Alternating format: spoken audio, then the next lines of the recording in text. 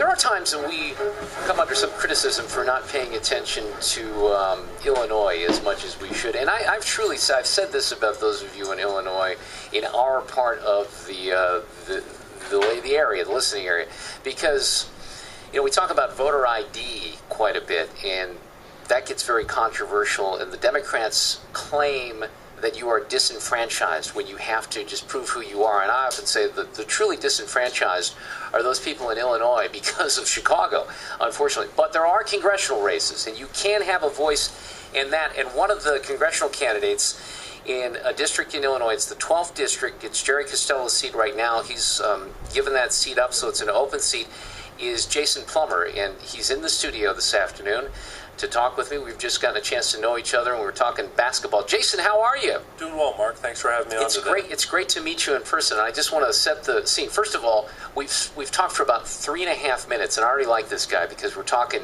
basketball and college basketball. He walks into the studio, and I would not have put you at 6'8", but you are, I thought maybe 6'6", 6'7", but you're 6'8". You're immensely tall. Yes, I just have to point that out. 6'8", and an Illini fan sitting here in a office full of Mizzou fans, so this is pretty interesting. That's okay. Well, there are some Orange Illini fans here in the newsroom. They may not be in there right now, but yeah, we're a little bit more partial to Mizzou. Jason and I were talking about and it's coming up again, the bragging rights game. It's such a great game, and some of the memories that I have from back when Lou Henson was coach and Norm Stewart at the old Checker Dome. Now, you're a young guy, too. You're only 30 years old, right? Right.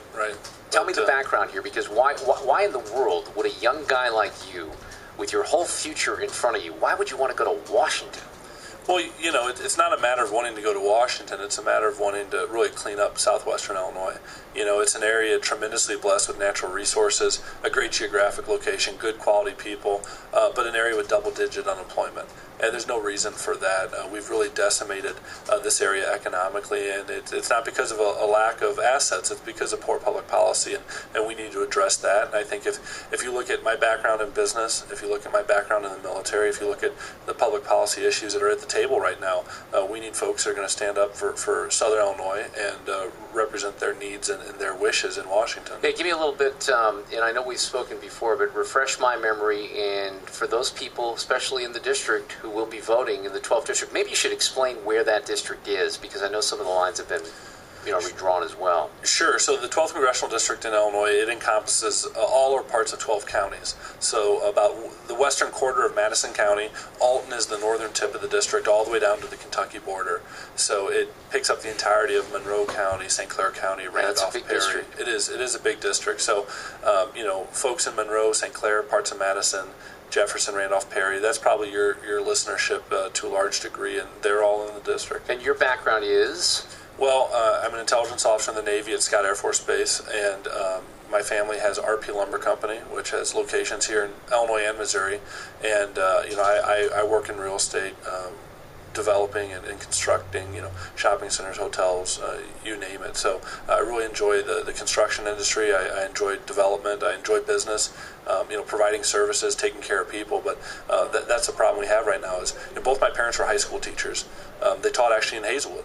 My dad was a wrestling coach there. My mom coached and taught there, and they decided they wanted to open a lumber yard in Staunton, Illinois, and so they did that in 1977. Didn't have a customer for 3 days. I mean, it was a real, true American story. Oh, they're one of the you didn't build that types, according to the president, I would think. Yeah, my dad's one of those guys growing up in high school in Litchfield, Illinois. He didn't have electricity or running water. He literally had an outhouse, and they've done well.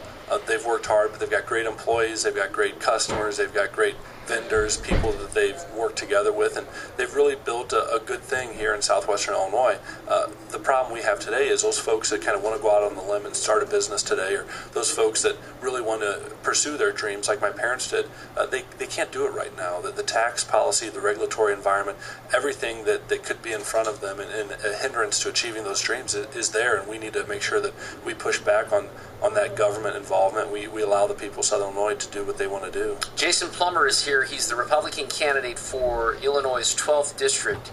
One of the reasons I wanted to have you in today is because, man, and I'm sure you've seen this, the Democratic Congressional Campaign Committee has gone after you, and they're trying to, I think you're a pretty nice guy, and I've only known you for a few minutes, but they make you seem like the devil, Jason Plummer. Well, they spend a lot of money. It's actually kind of a good thing in a certain way. Mark, if you look at a lot of the commercials that we run, if you look at our message and the town halls we do, and we get out there in front of the voters, we're facing very serious problems. We talk about very serious solutions. We really get out there, and I think we represent the voice of the people of Southern Illinois. And they spend literally millions of dollars trying to Chicago-style character assassination and stuff. It doesn't work in Southern Illinois.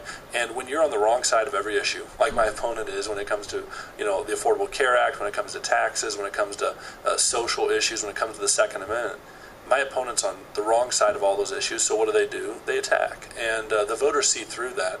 And the voters want to make sure that when they send someone to Washington, they represent their economic needs, but they also represent their cultural values. And that's what my campaign's all about. You want to raise all these fees and healthcare costs on seniors, though. That's what I was told in the ad. Right. I've seen the ad too, and it's kind of entertaining. I'm a person that has stood up talking about making sure that we don't raise those fees and those expenses on our seniors and on folks that have kind of lived their life with certain expectations. We're not here to pull the rug out from underneath them.